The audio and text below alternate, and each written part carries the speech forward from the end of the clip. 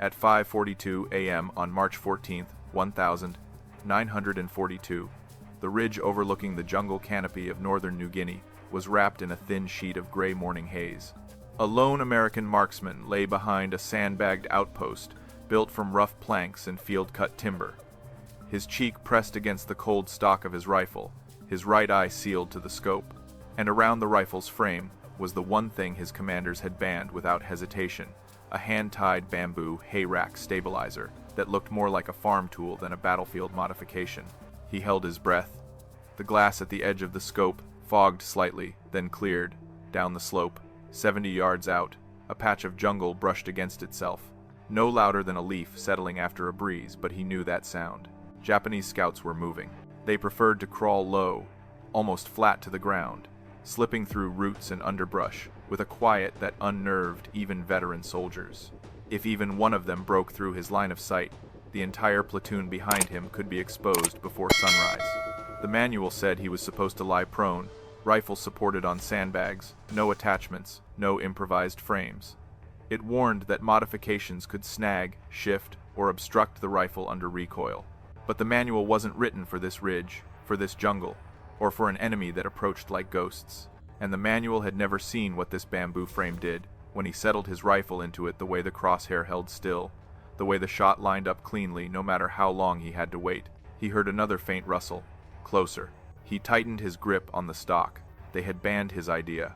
But up here, alone on a ridge in 1942, the enemy closing in inch by inch through the dark undergrowth, he already knew.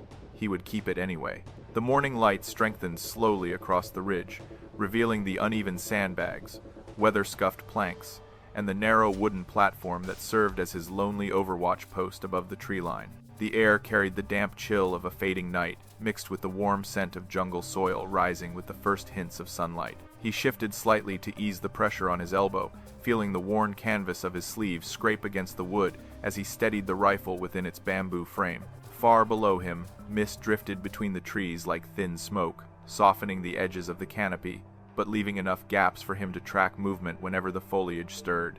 Behind him, just over the crest of the ridge, the rest of the platoon was beginning to wake, unaware of how close the scouts had come in the previous nights, and how easily a single mistake could expose their entire perimeter. The outpost had been chosen precisely because of its elevation, allowing a marksman to survey nearly 200 yards of terrain that the Japanese used to probe American lines with unnerving consistency.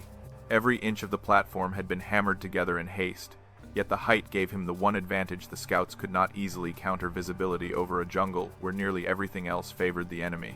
As the sky brightened, he adjusted the scope ring with a slow, practiced motion, watching the crosshair glide smoothly across the fog-shrouded treetops.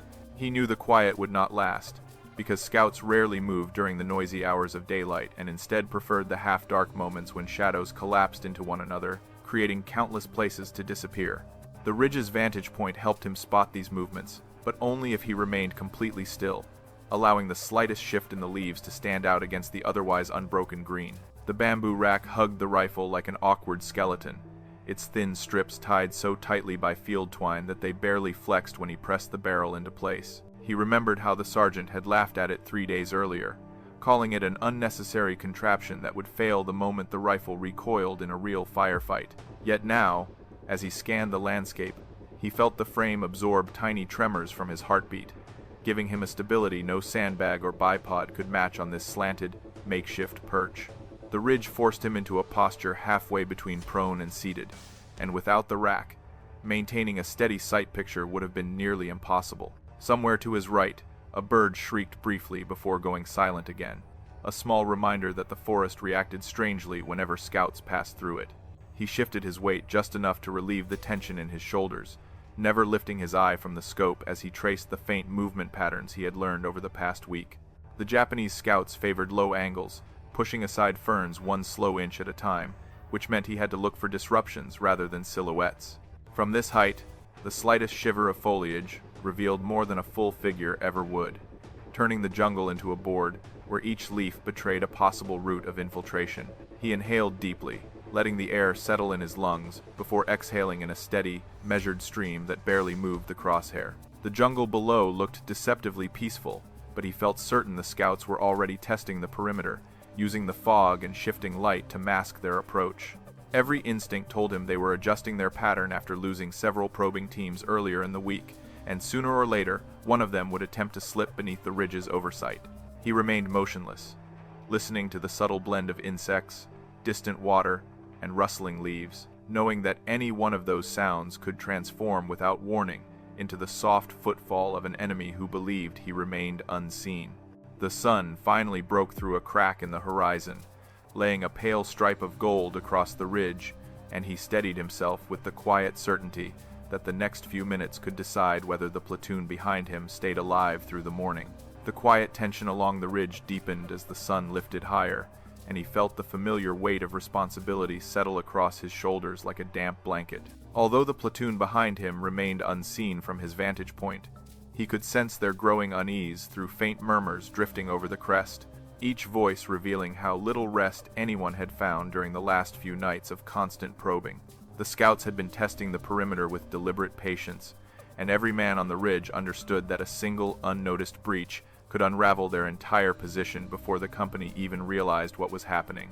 He adjusted his grip slightly, feeling the stiffness in his knuckles where sweat and dirt had dried overnight, and he knew that hours of near silence were beginning to take their toll on his concentration. The tension on the radio didn't help either, because static had swallowed half the transmission since dawn, leaving the platoon without reliable communication to the nearest supporting elements.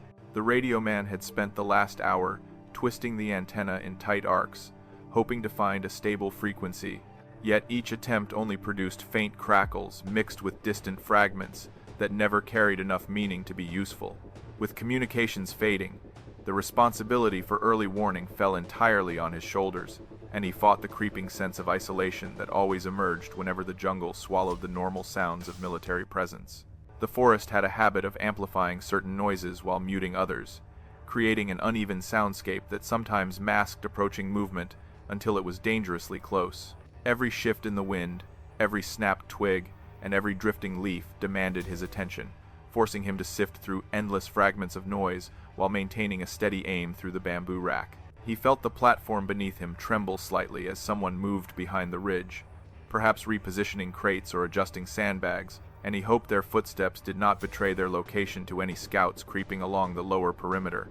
The enemy had proven repeatedly that they were willing to crawl through mud, roots, and thorny underbrush for hours if it meant approaching undetected, and the growing unease among the platoon made it clear that everyone understood how narrow their margin for error had become.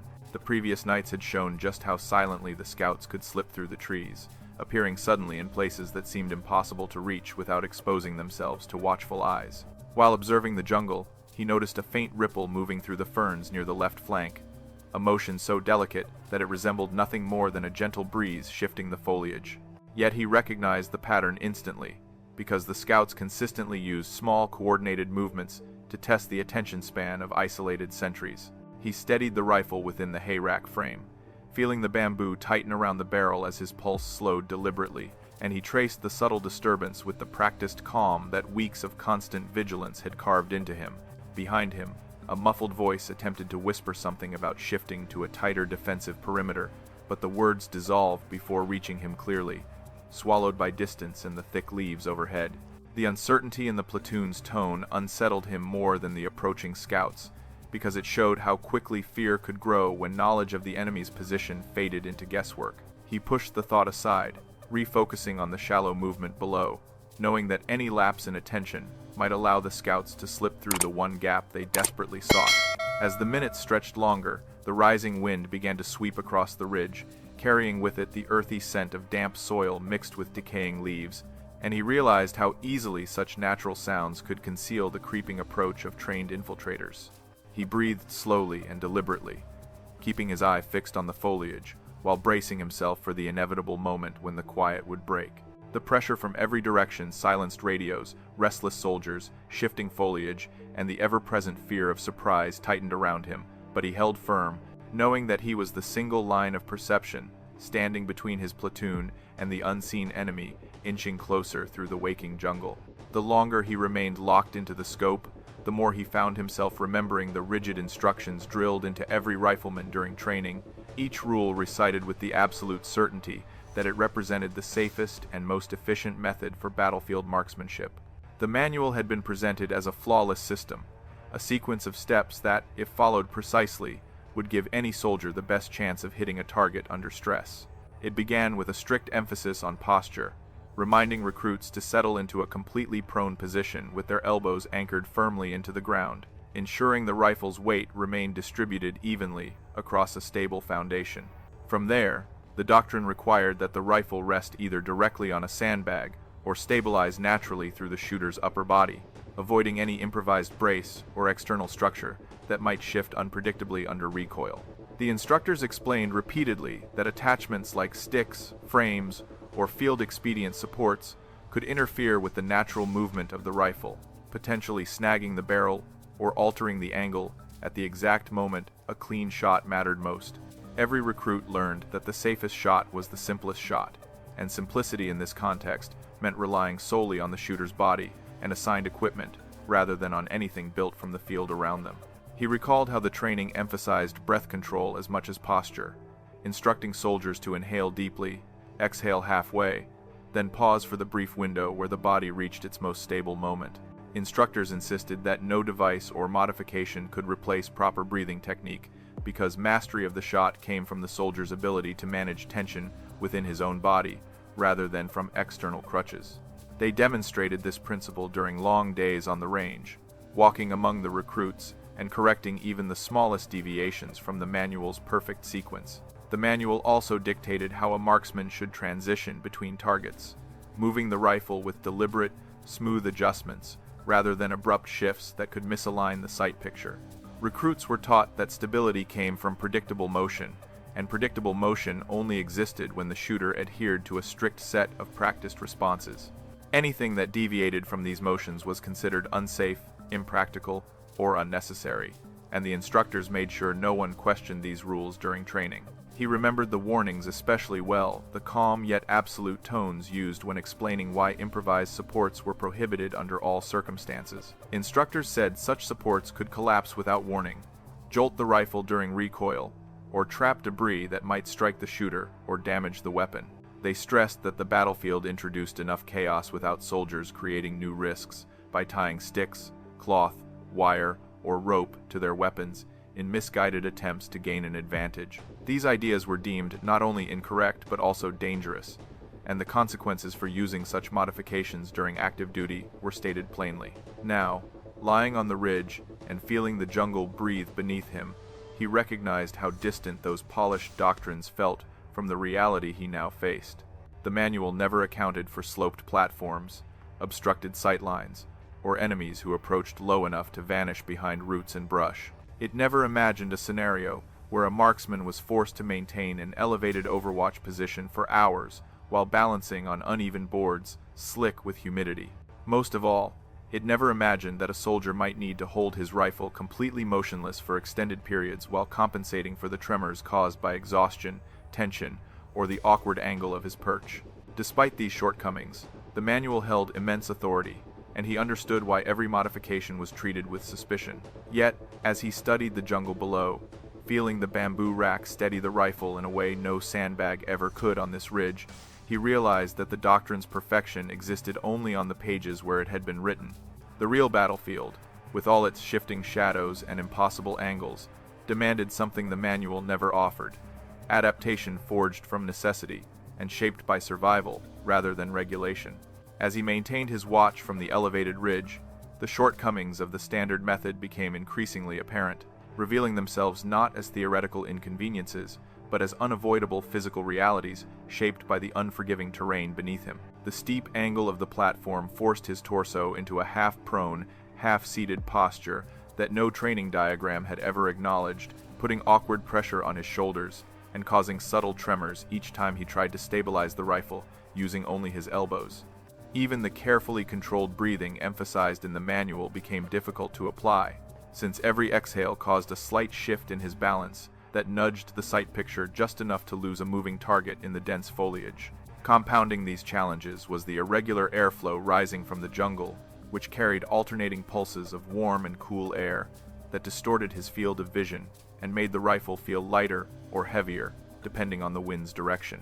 The manual assumed flat ground, predictable posture, and consistent airflow. But here on the ridge, the environment behaved as though it had been designed specifically to undermine every principle he had been taught. The dense vegetation magnified these problems by obscuring most full silhouettes, forcing him to identify targets through faint disturbances rather than clearly visible shapes. Any movement of the rifle, even a fraction of an inch, risked losing those delicate traces entirely. The terrain also imposed a harsh penalty on traditional prone shooting, because the gradual downward slope prevented his upper body from aligning naturally with the rifle unless he raised the barrel far higher than the manual intended. This elevation introduced instability that no amount of breathing control could compensate for, making the crosshair drift unpredictably whenever he attempted to track subtle changes in the brush. Worse still, the wooden planks beneath him flexed slightly whenever he shifted his weight, and that subtle vibration traveled into the rifle in ways the instructors had always insisted must be avoided at all costs. Fatigue made these limitations even more pronounced, especially after long stretches of motionless observation, during which the muscles in his back and arms gradually stiffened beneath the constant tension required to maintain a steady aim. The manual never accounted for the numbing ache that crept through a marksman's limbs during extended overwatch, nor did it acknowledge the cumulative effect of humidity, heat, and the psychological burden of knowing that a single tremor might allow a scout to slip through the perimeter. Sitting on the ridge, he realized that the perfect posture described in training existed only for brief moments on a controlled range, not for the prolonged, high-stakes stillness demanded by real jungle combat. Even the sandbag support the manual endorsed failed to provide the needed stability, because the irregular angle of the platform caused the bag to sag unevenly, creating a soft base that shifted under the rifle's weight. Each micro-movement in the sandbag ripple translated directly into the sight picture, forcing him to constantly readjust the weapon and exhausting his focus far faster than he could afford. The manual's insistence on avoiding improvised stabilizers made sense in theory, yet in practice it left him vulnerable to the terrain in ways that no soldier could overcome through discipline alone. He found himself confronting a truth the instructors had never addressed. The battlefield did not cooperate with doctrine, and survival hinged not on perfect technique, but on the ability to adapt when the environment refused to match the assumptions printed on a page. The ridge demanded a method that counteracted gravity, fatigue, and uneven footing, something that could hold the rifle steady for minutes at a time without draining his strength. As he listened to the faint rustle of foliage below, too soft to be wind, too deliberate to be chance, he understood with growing clarity that the traditional method was not merely inefficient in this terrain. It was a liability that threatened both his accuracy and the platoon's safety. The jungle revealed the manual's hidden flaw, and that realization pushed him one step closer to breaking the very rule that had nearly cost others their lives. The more he studied the shifting jungle below, the more he realized that the underlying flaw did not lie in his technique or concentration, but in a doctrine designed for an entirely different kind of battlefield. The manual had been written with the open fields of Europe in mind, where soldiers traded fire across predictable lines and terrain, rarely forced marksmen into contorted positions or obstructed sight lines with suffocating layers of vegetation.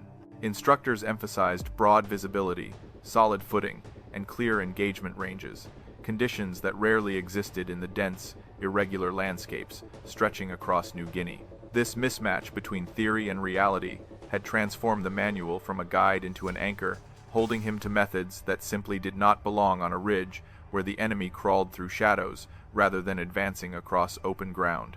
He knew that the doctrine's foundation rested on the belief that uniformity produced safety and efficiency, a principle that worked well when every soldier fought in conditions the writers had anticipated. Yet the jungle presented new variables that completely disrupted this logic, introducing angles, obstructions, and environmental challenges that made uniformity impossible. Here, the battlefield forced each soldier into improvised stances dictated by terrain rather than by regulation, leaving those who clung to the manual's rigid structure struggling to maintain accuracy in situations where the environment refused to cooperate. Even the most experienced rifleman in his platoon had quietly admitted that the textbook forms collapsed the moment they encountered sloping ground or thick underbrush.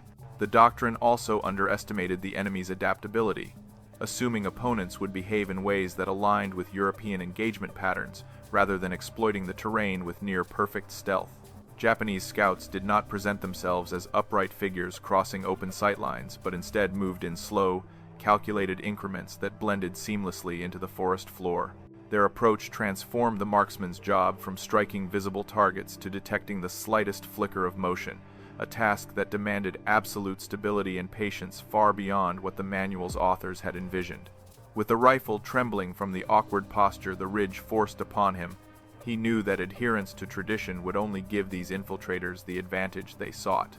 Compounding the problem was the doctrine's outdated assumption that improvised field modifications created more danger than benefit, a belief rooted in earlier conflicts where unpredictable equipment failures could prove disastrous. While this caution made sense for soldiers operating in predictable environments, it failed entirely in situations where terrain and enemy tactics nullified the reliability of standard methods. By forbidding even minor adjustments or stabilizers, the doctrine effectively trapped marksmen in configurations that the jungle rendered impractical, forcing them to choose between following regulation or adopting methods that acknowledged the battlefield's true demands. He felt the weight of this contradiction pressing on him as he maintained his watch, recognizing that the doctrine treated creativity as a liability rather than an asset. The instructors had taught them to rely on discipline over improvisation, yet discipline alone could not compensate for the ridge's constant pull on his body or the shifting platform beneath him. Every aspect of his situation contradicted the assumptions embedded in the manual, and he realized that survival here depended not on obeying instruction, but on understanding when those instructions no longer applied. As he scanned the tree line again, he recognized that the manual's greatest flaw was its inability to accommodate the soldier's lived reality. It reduced the battlefield to diagrams and bullet points, failing to account for the unpredictable rhythms of the jungle, the subtle movements of infiltrators, and the physical limitations imposed by uneven terrain. He understood then that clinging to doctrine out of fear of reprimand would only invite disaster, because the enemy exploited every weakness that rigid thinking created. The ridge demanded adaptation, and the doctrine, despite its authority, offered none. The pressure of this realization tightened inside him, merging with the steady awareness that another scout might already be slipping through the foliage below. As the faint rustle of leaves drifted upward once more, he accepted that the manual had reached its limit, and from here on, his survival and the platoon's would depend on the willingness to break the rules designed for a different war entirely. The realization that doctrine could no longer guide him had not come suddenly, but had grown slowly over the past week, taking shape each time he found himself struggling to steady the rifle against the ridge's shifting angles. He remembered the exact moment the idea first occurred to him, sparked not by inspiration but by pure frustration, when a gust of wind sent the barrel drifting off target just as a scout's silhouette flickered through the underbrush. After losing that opportunity, he returned to camp irritated and exhausted, searching for anything that could counter the ridge's relentless instability, even if it meant thinking beyond what the manual allowed. While gathering firewood near the tree line that evening, he had noticed several long, straight bamboo stalks stacked by the engineers, their smooth surfaces and natural rigidity catching his attention in a way that felt strangely purposeful. The engineers used them to reinforce shelters and mark boundaries, but he saw potential in their uniform structure, something strong enough to brace a rifle, yet light enough to carry without drawing suspicion. He picked up a stalk almost unconsciously, running his hand along its cool surface, and felt an unfamiliar idea forming as he imagined how it might anchor the rifle against the uneven platform. Back at the ridge, he experimented silently, cutting the bamboo into thin lengths with a small field knife and arranging them around the rifle's fore end to test how they distributed weight. The moment he felt the barrel settle more smoothly against the improvised frame, he sensed he had stumbled onto something that defied doctrine yet aligned perfectly with the demands of the battlefield. It wasn't a polished solution, nor even a particularly elegant one, but it offered a stability that no sandbag or posture adjustment had ever provided on that unforgiving slope. The next morning, his squadmates noticed the crude structure tied around the rifle, and amusement spread through the group so quickly it seemed to gather momentum like a rolling stone. One of them joked that it resembled a drying rack tossed together by a farmer, while another laughed openly and suggested it looked more like a piece of camp debris than a weapon modification. Their voices carried a mixture of disbelief and mockery, but beneath the humor lingered the unspoken rule that no soldier should tamper with his issued rifle in such an unorthodox way. Their sergeant arrived moments later, confusion etched across his face as he examined the bamboo framework with an expression caught somewhere between irritation and disbelief. He reminded the marksman that unauthorized modifications were strictly prohibited, emphasizing that even minor alterations could create hazards in the field or compromise the weapon's reliability during critical moments. His words were delivered with a sternness that left no room for debate, and he ended the reprimand by ordering the removal of the bamboo frame before evening formation. Despite the scolding, the marksman sensed that none of the criticism addressed the real issue he faced on the ridge, because none of his peers had experienced the same instability that came from maintaining an overwatch position on such uneven terrain for extended periods. He recognized that their laughter stemmed not from malice but from the narrow expectations formed by doctrine, which left no space for creative adaptation, even when the environment demanded it. Their mockery echoed the same rigid thinking that had prevented others from questioning standard methods, reinforcing the idea that deviation from the manual was somehow a weakness rather than an attempt to survive. Yet as he held the rifle later that evening, feeling the slight tremors in his arms after a long day of observation, he knew the bamboo framework offered something no regulation-approved method could provide: a stable, forgiving platform that offset the ridge's most punishing physical demands. The laughter, the reprimand, and the skepticism weighed on him, but none of it diminished the quiet certainty building inside him that this improvised idea, strange as it looked, could become the difference between spotting the scouts in time or failing to see them until it was too late. And while everyone else dismissed the bamboo frame as a foolish experiment, he felt the first flicker of conviction that the battlefield, not the manual, would prove whether his idea belonged in the realm of mistakes or in the rare space reserved for desperate innovations that changed the outcome of a fight. The order to remove the bamboo frame lingered in his mind throughout the night, resurfacing each time he shifted uncomfortably on the wooden platform and felt the familiar tremor in his arms return with frustrating persistence. As dawn approached and the ridge settled into its uneasy quiet, he found himself staring at the rifle lying beside him, stripped of the bamboo brace and looking strangely incomplete without the structure that had finally given him a measure of control over the slope. He knew the sergeant's warning carried real consequences, yet he also understood that the jungle never waited for permission, and the scouts certainly would not delay their approach simply because a rule book insisted on uniformity. The first faint rustle of foliage reached him just as the light began to seep across the treetops, carrying that unmistakable rhythm of cautious, deliberate movement that marked the scout's methodical approach. It was the same sound he had heard before, a slow, almost rhythmic disturbance that seemed benign unless one listened closely enough to detect its measured intent. He felt his heartbeat shift subtly as he realized the enemy was probing the ridge again, choosing the moment when visibility remained limited and fatigue still pressed heavily on his muscles. The familiar ache in his shoulders returned instantly, reminding him exactly how unstable the rifle felt without the bamboo frame supporting its weight. In that moment, he made a choice that felt less like defiance and more like inevitability, driven not by stubbornness, but by the quiet understanding that survival demanded flexibility the manual refused to acknowledge. He reached for the discarded bundle of bamboo pieces tucked beneath the platform, their smooth surfaces still marked by the cuts from his field knife. With practiced efficiency, he reassembled the frame, tying the lengths together with thin strands of cord that tightened snugly around the rifle's forend. Each knot restored a sense of control, as though he were rebuilding the only part of the battlefield that obeyed his intent rather than resisting it.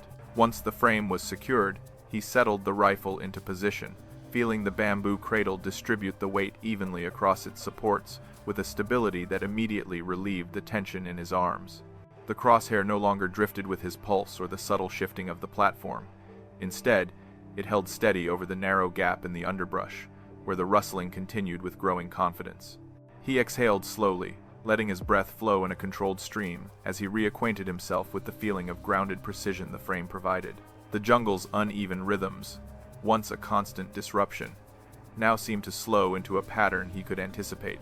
Behind him, the platoon remained unaware of his quiet rebellion, continuing their morning routines with the same weary tension that had settled over them for days. He knew that if the sergeant checked the ridge at that moment, the punishment would be swift and certain, yet the thought barely registered against the urgency of the threat moving below. The scouts were inching closer with each calculated shift, choosing a route that angled directly toward the weakest stretch of the perimeter, one he alone could observe from his elevated vantage point. He recognized the pattern instantly, a flanking attempt designed to bypass the watch points rather than engage them directly. With the rifle anchored securely in the hayrack frame, He adjusted the scope ring and tracked the faint motion as it drifted behind a cluster of ferns, then reappeared with almost imperceptible precision. The steadiness offered by the bamboo frame allowed him to maintain the sight picture without straining against the ridge's natural tilt, creating a calm window in which every sound and movement aligned with his expectations. His body felt lighter, his breathing smoother, and the rifle seemed finally capable of expressing his intent rather than resisting it. He realized then that this moment marked a turning point, not just in technique but in the relationship between soldier and battlefield, where instinct and necessity forged decisions far more effectively than regulations ever could. The jungle demanded adaptation, and he had answered. As he steadied his finger along the trigger guard, listening to the enemy shift one step closer through the thick foliage, he understood that breaking the rule had not been a gamble, but an essential step toward ensuring that the ridge, and everyone behind it, would see another sunrise. The rustling below the ridge intensified with a slow, deliberate cadence that left no room for doubt, signaling the unmistakable approach of a scout who believed he remained completely unseen beneath the layered shadows of the morning jungle. The marksman tightened his grip on the stock, feeling the bamboo frame hug the rifle with a stability that steadied both his arms and his breath, allowing the crosshair to float with calm precision over the narrow pocket of foliage where the subtle motion persisted. He kept his breathing controlled, drawing in long, measured inhalations, as he reminded himself that the first shot mattered more than any that might follow, because it determined whether the enemy would scatter in panic or close the distance before the platoon could react. Through the scope, the underbrush quivered slightly, revealing the faint contour of a helmet edge, sliding between two layers of fern in a movement so careful it would have vanished instantly without unwavering attention. He felt the pulse in his fingers slow, aligning with the steadiness provided by the bamboo brace, creating a rare moment where his intent and the rifle's posture seemed to merge seamlessly. The scout paused, raising his head just enough to scan the ridge with the cautious discipline of someone trained to detect even the slightest anomaly. Yet the marksman remained perfectly still, letting the jungle's natural stillness mask his presence. As the scout shifted forward again, the marksman adjusted the scope ring with a subtle twist, refining the sight picture until the crosshair rested cleanly against the narrow gap where the helmet would next reappear. The platform beneath him creaked faintly under the shifting weight of the morning breeze, but the bamboo frame absorbed the vibration before it could ripple along the barrel, preserving the fragile alignment required for a clean, decisive strike. He waited patiently for the scout to commit to his next step, knowing that firing too early would risk alerting hidden companions, while firing too late could allow the infiltrator to slip deeper into the perimeter. The scout emerged again, lowering himself to a crouch that blended almost seamlessly with the surrounding brush, yet the angle exposed just enough of his silhouette to prepare for a precise engagement. The marksman exhaled slowly, letting the air leave his lungs in a controlled stream that steadied the crosshair at the exact moment the scout reached the exposed patch of ground. His finger tightened gently along the trigger, applying pressure in a smooth, uninterrupted motion that felt guided more by instinct than by conscious thought. The rifle cracked with a muted, disciplined report that seemed to fold immediately into the dense foliage, muffled by the humid air and partially absorbed by the ridge's elevated position. Through the scope, he watched the scout collapse silently into the undergrowth, his form sinking without a sound that might alert others nearby.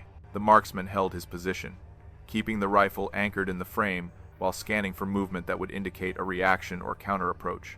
But the jungle remained unnervingly still, as though the forest itself had swallowed the event. For several seconds, he listened intently to the layered sounds of the morning bird calls, shifting leaves, and distant water waiting for any irregularity that might reveal a concealed partner reacting to the shot. The silence that followed carried a heavy, unmistakable significance, suggesting that the scout had advanced alone, or that his companions were too far behind to recognize the subtle sound for what it truly was. He adjusted his cheek weld slightly, maintaining the readiness that experience had taught him was essential after an initial engagement, because enemies who moved in pairs often used the first approach as bait to draw defenders into revealing their positions.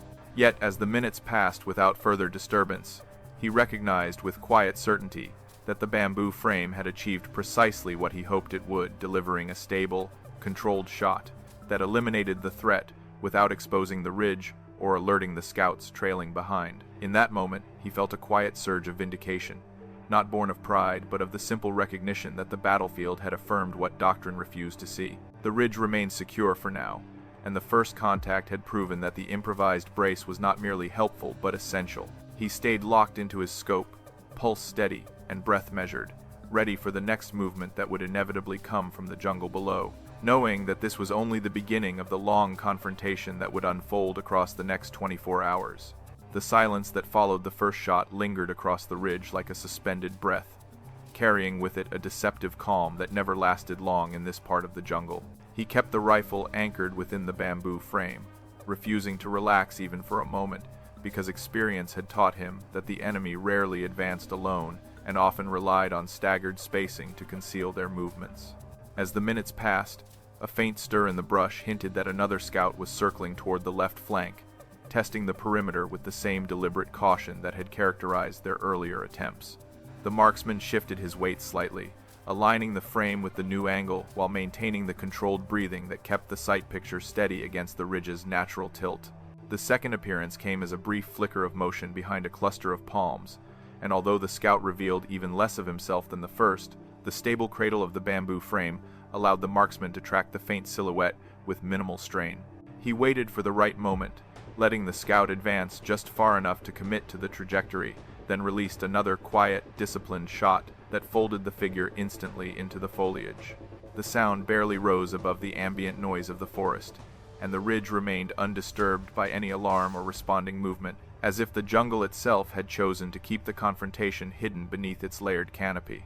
Over the next hour, the pattern continued with unsettling consistency, as small groups of scouts emerged at intervals, designed to probe the weakness of the perimeter from multiple directions. Each appearance forced the marksman to shift carefully across the platform, adjusting the bamboo support to accommodate new angles without compromising stability.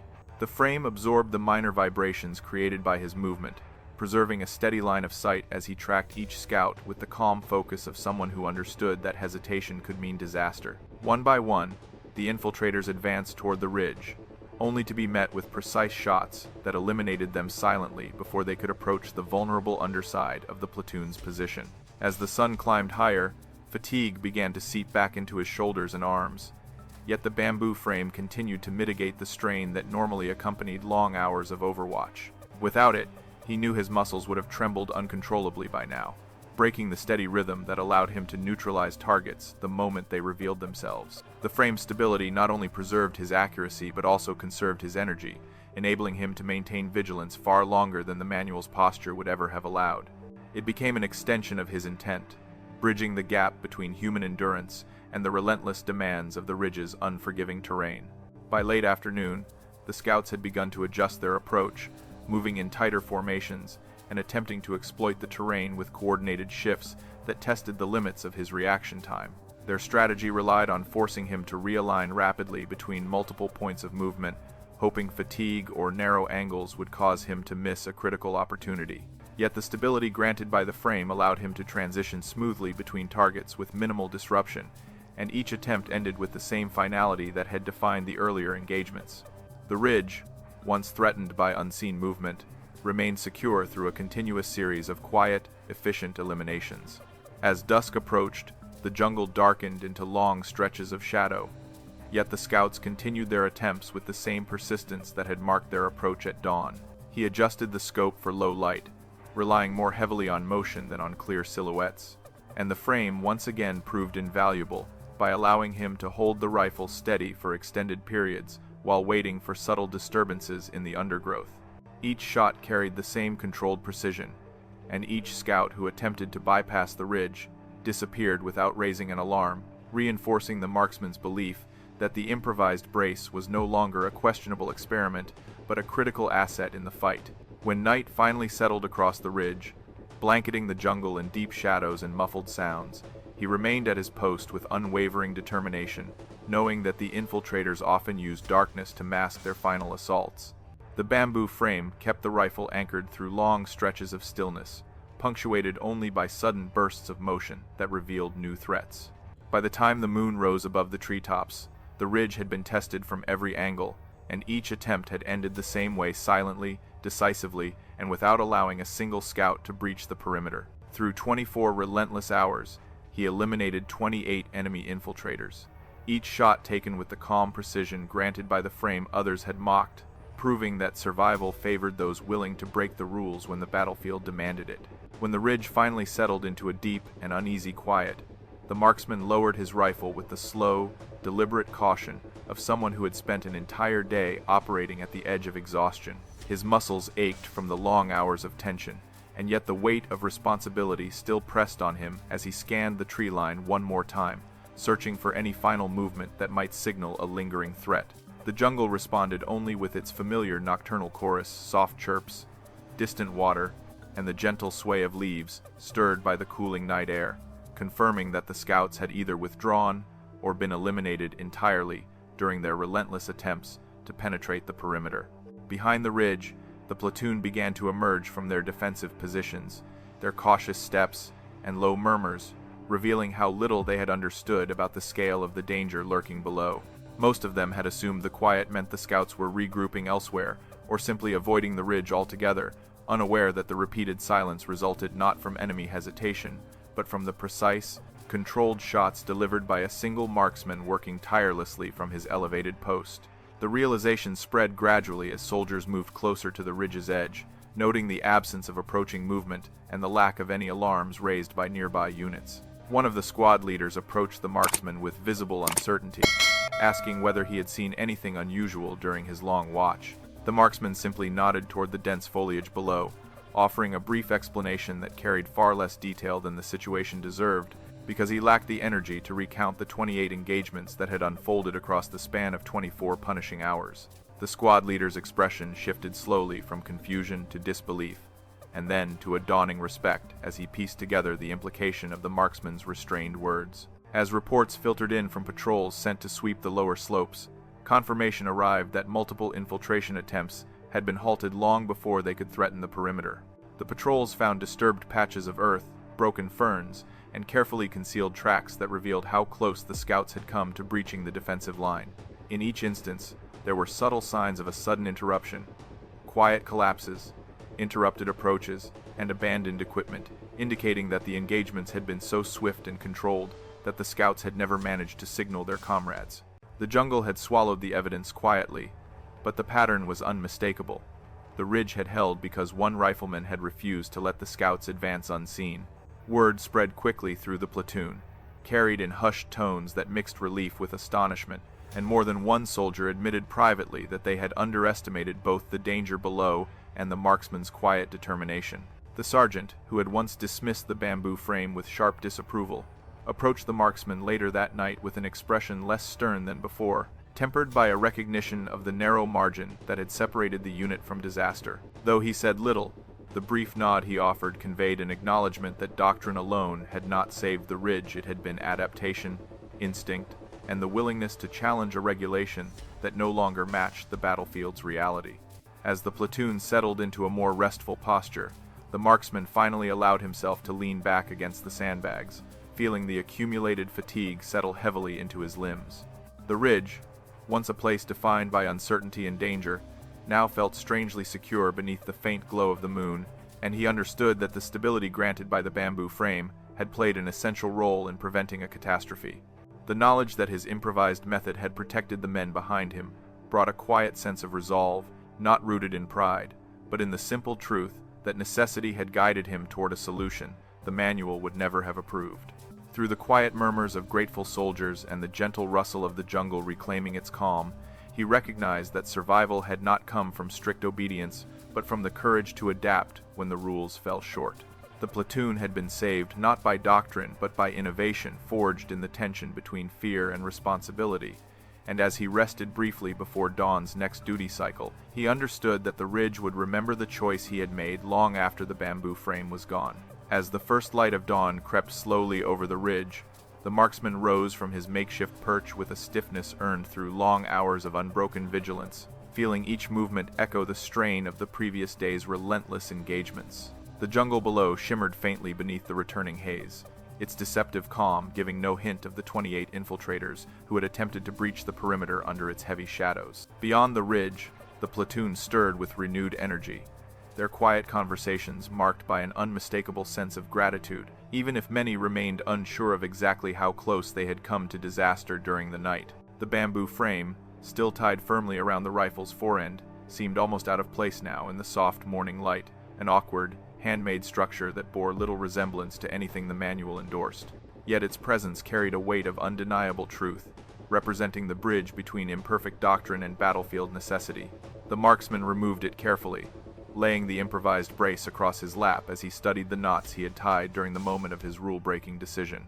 Each knot told a different story, one of frustration, one of adaptation, and one of the simple, stubborn will to survive when the manual's instructions proved inadequate.